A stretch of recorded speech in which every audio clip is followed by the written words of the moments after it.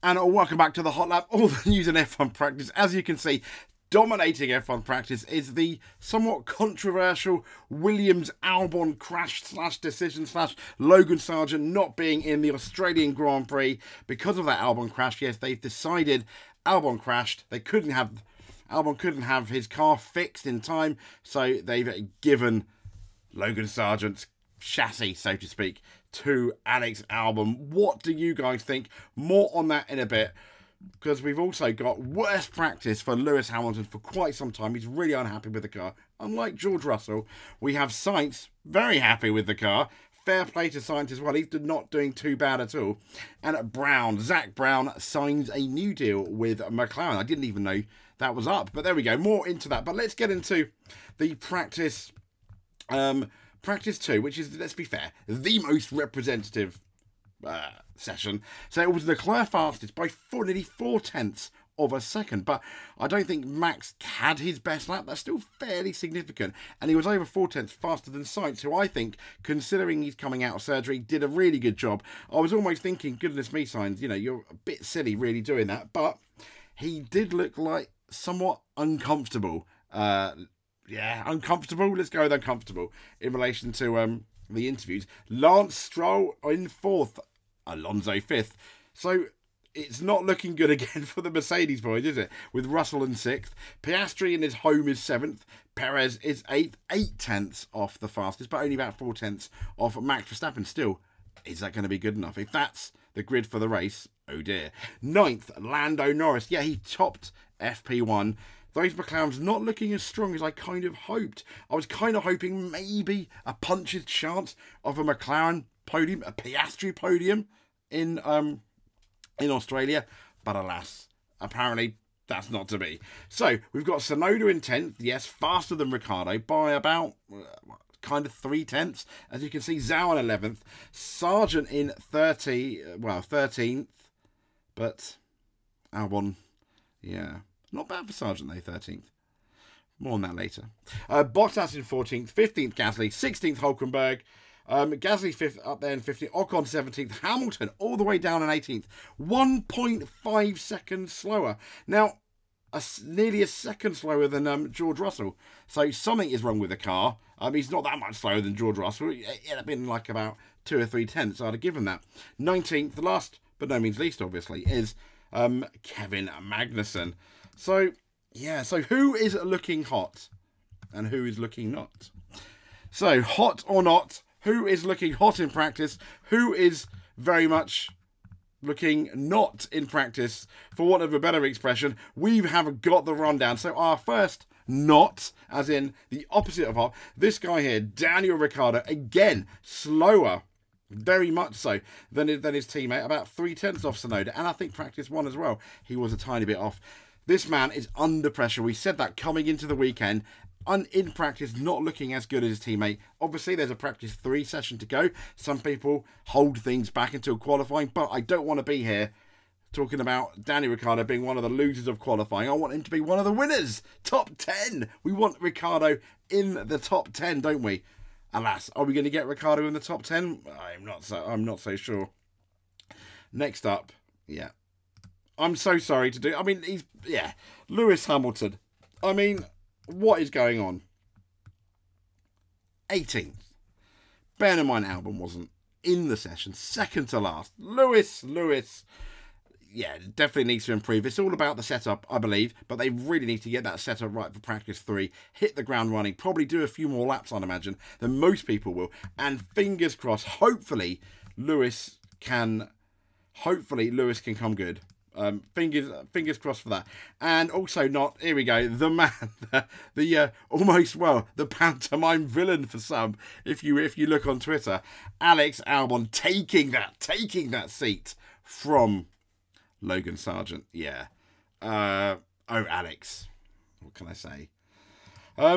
So next up we have got, who is going to be hot? Well, obviously, we have this man who was fastest by nearly 4/10, Charles Leclerc, looking good. Also, the race run from Leclerc looked maybe not quite as fast as Verstappen, but definitely in that area where he can challenge Verstappen unless Red Bull have another gear. So, could this be the closest Grand Prix so far this year? It's not really much competition when you look at Bahrain and Saudi. We'll have our fingers crossed. Also, hot Verstappen, looking hot going into Australia. He wasn't totally happy with the car, and he's still second. So front row start, definitely. Could there be a fight for pole between him and Leclerc? Let's hope so. But once again, I still think on that race pace, Verstappen is still favourite. And also this guy here, Carlos Sainz, looking hot going into qualifying. Why?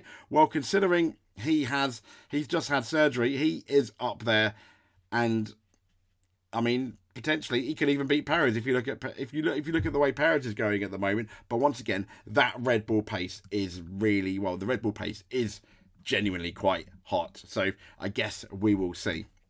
So we've had the results, but no, we're not looking at that person. Hello.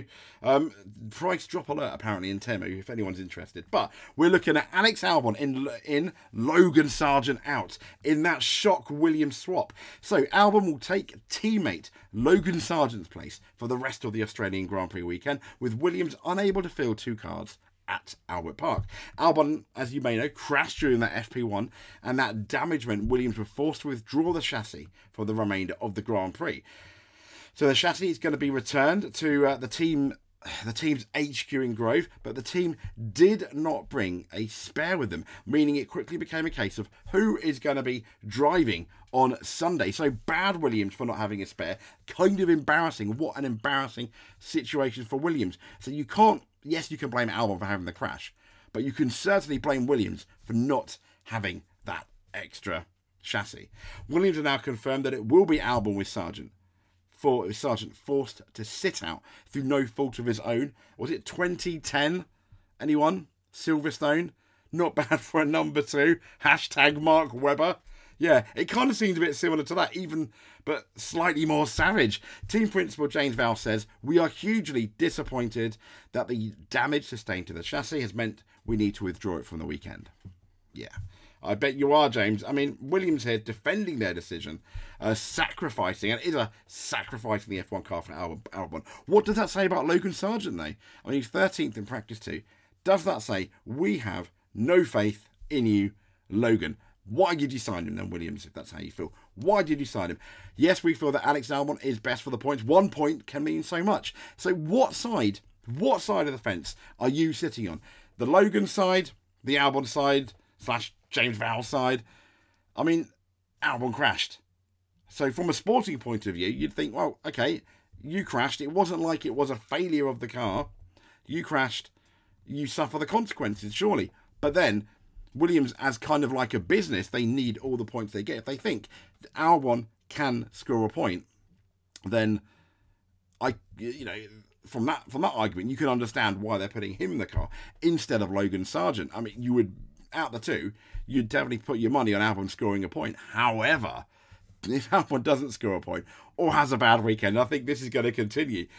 But Williams boss James Vowles says the milliseconds in battle in Formula 1 midfield meant he had no choice, apparently, to hand over Sargent's car to Albon in Australia.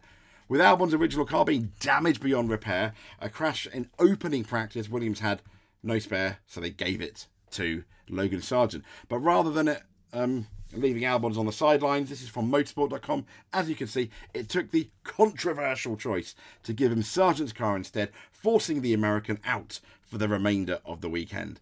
While Vowles said the call was one of the hardest decisions he's had to make at the team, he's explained that the move was justified because of the super tight battle in that lower half of the Constructors' Championship. Yes, he raises a really good point there. With points likely to be hard from the bottom 5 teams to score this year, Vowles said that they could not afford to let its highest scoring driver, who crashed out by the way, sitting things out, especially at a track where the team thinks it has a good opportunity to show well. If Albon scores points, I think they're completely vindicated. Or even if he finishes 11th, nearly scores points. But if he doesn't, God, imagine if he crashes. That would not be good, would it? Speaking in a video posted on social media, Vowles said the midfield is so incredibly tight that a point or two or more may make the difference at the end of the season between being 10th or being 6th. The spread of our cars at the moment is milliseconds, and as much as it pains me to see a driver that through no fault of their own won't be racing on Sunday, I have to prioritise the team above all else. He says Logan has been tremendous. He's here to support the team in this regard. He's clearly very much hurting, I'm sure he is, as a result of this decision, but equally strong in as much as he knows the team above all else is a priority. So Logan's pretty much going, yeah, Albon is a lot better than me, have my car. Yeah, why did you sign him? But the remarkable situation, though, that Williams found itself is the result of the squad being late on production with their 24 car. Valtteri explained that the team is already up against it to get 2 cars ready. He said, as a result of the work that took place across the winter, we stressed the organisation to the absolute limit. We pushed everything as far as it could go. What it meant, as a result of that, is off the back end of being very late, some of the production, for example, a spare chassis, starts to move backwards. No team plans to come to an event without a spare chassis. Yeah, I get it. In doing so, you create risk. In the absolute best case, it's uncomfortable. And in the worst case, one of the cars is not racing. And that's the situation we face today. We have to ensure that we never ever put ourselves in that situation again. Let's hope you don't, because it's really embarrassing. Going forward in the future, we are here to go racing. Apart from, well, yeah, with 1 car, and to only have 1 car here on Saturday and Sunday simply isn't what we're built to do. Amen. As well as Albon's car being damaged beyond immediate repair. His gearbox was split in 2, and the power unit also took a knock. Val said Williams would now fly the chassis back to its grove for repairs so it could be shipped to the next race in Japan. And he added the chassis will be back in the UK as quickly as possible and will be repaired, yeah, basically ready for Japan. Yeah. Okay. But I don't know what you guys think. Yeah, I think it's somewhat controversial. I can kind of understand it. Pressure's on Albon, though, to score those points. Pressure is on. Pressure's also on this man, Lewis Hamilton, least confident ever with the Mercedes W15 F1 car in Australia. Yes, Lewis Hamilton not doing particularly good. Thereafter, his teammate made changes since the last race in Jeddah. The 7-time champion said the car felt the best it had at the start of FP1. However, following setup adjustments, he must have been extremely set. I mean, he's like over a second, well, not quite, but about a second slower than his teammate. So these setup adjustments, it got reported that the car got worse and worse, and that ultimately in FP2 he felt the least confident. But this is the thing with Hamilton, he will always adjust the setup.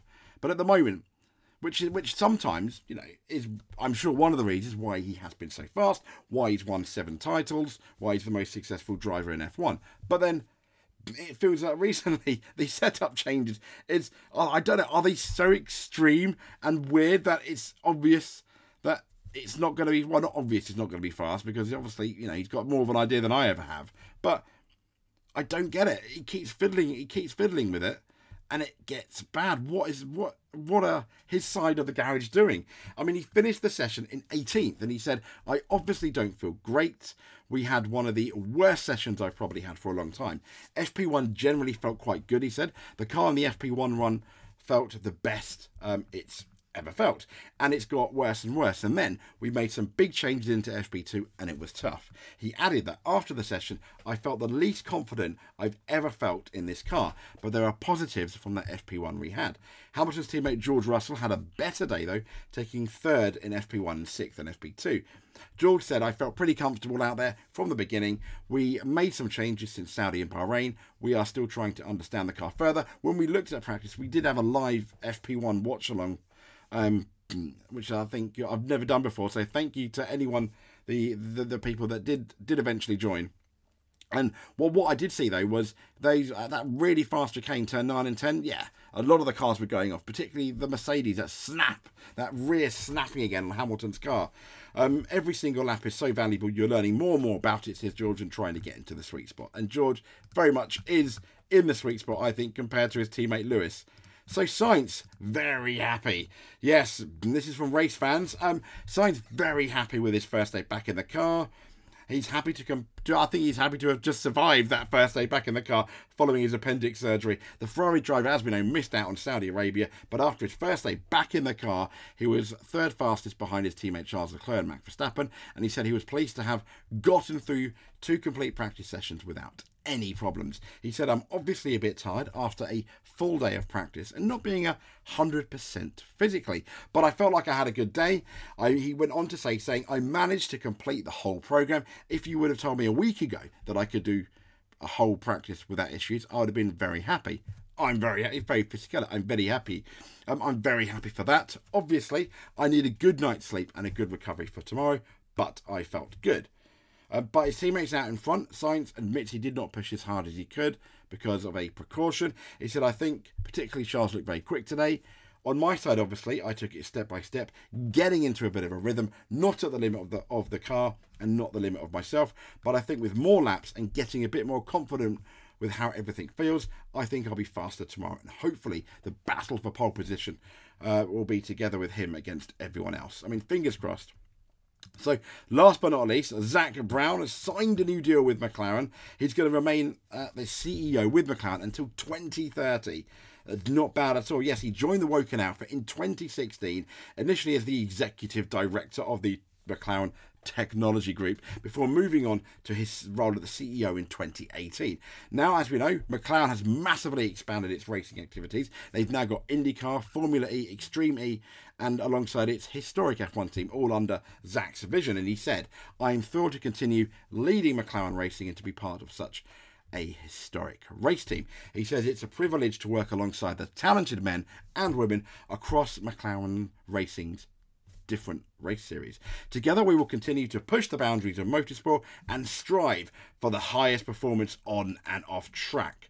McLaren's group executive Paul Walsh said Zak has demonstrated it's almost like a work review, isn't it? Exceptional leadership qualities and has been instrumental in driving McLaren Racing forward. His extension reflects our confidence in his ability to lead the team to even greater success in the years to come. So there we go. Last thing, I thought this was funny. On Twitter, there we go. There's James Vowles handing over Logan Sargent to Alex Albon, which made me chuckle a tiny bit. If you made it to the end, you're an F1 champion. If you made it to the end, you subscribe. In our eyes, you're going to be a multiple F1 champion. Stay tuned here for all the news for the Australian Grand Prix here at the Hot Lap. We will speak to you soon. Thank you very much.